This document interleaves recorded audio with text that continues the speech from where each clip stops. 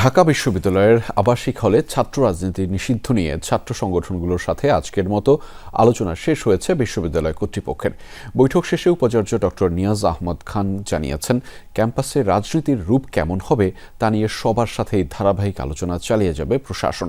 এ বিষয়ে আরও বিস্তারিত জানাতে আমাদের সহকর্মী আলামিন হক অহন রয়েছেন আমাদের সাথে, তার মাধ্যমে জানব সেইখানকার সেই সভার সবশেষ তথ্যগুলো। অহন, বৈঠক শেষে ভিসি ও ছাত্র সংগঠনের নেতৃবৃন্দের সাথে কি ধরনের আলোচনা হয়েছে? মূলত তাদের সাথেও নিশ্চয়ই আপনার কথা হয়েছে, কি বললেন তারা?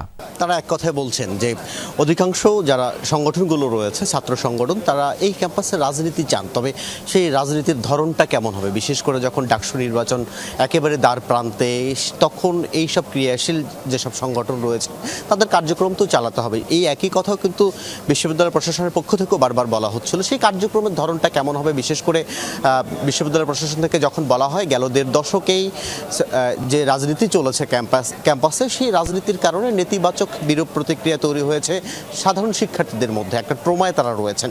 সেই ক্ষেত্রে সেই স্বাভাবিক রাজনীতি ফিরিয়ে আনতে হলে কী ধরনের রূপরেখা দরকার, সেই বিষয়ে যারা স্টেক হোল্ডার রয়েছেন তাদের সঙ্গে আলোচনা করবে। ২৩টি সক্রিয় ছাত্র সংগঠনের সঙ্গে যে আলোচনা শুরু হয়েছে আজকে বিকাল ৩টায়, সেটি চলতেই থাকবে।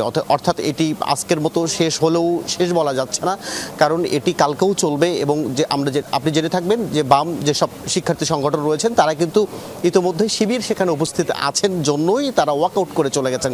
সেই ব্যাপারে শিবিরের ব্যাখ্যা হচ্ছে, গেল ১৫ বছর যখন ফেসিবাদী ব্যবস্থার বিরুদ্ধে এই শিবির কিংবা ছাত্রদল দাঁড়িয়েছিল, তাদেরকে একটা ট্যাগ দেওয়া হয়েছিল যে তারা কোনোভাবেই দেশের জন্য ভালো করছেন না। সেই ট্যাগিং কার্যক্রম কি এখনো চলছে কিনা, তাদের ওয়াকআউটকে একটি স্বাভাবিক এবং নাটকীয় বলছে শিবির। রেজা।